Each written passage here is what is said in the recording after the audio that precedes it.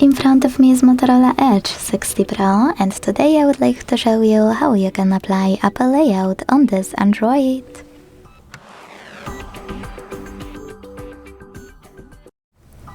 Begin by opening Play Store and downloading free app called LaunchOS from Launcher Studio Developer.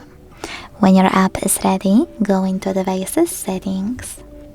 In them, scroll down to hit Apps.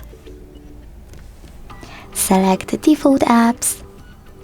Tap on Home app and apply Apple Layout by hitting Launcher Pro. Then wait for the pop-up to select Allow All. And as you can see, after a couple of seconds, my launcher was successfully applied. If you want to make some changes to it, go into Launcher app. If you wish to change back to your default launcher, go back to the same settings and tap on Moto App Launcher. Thanks so much for watching. If you enjoyed this video, leave a like, comment and subscribe. Bye!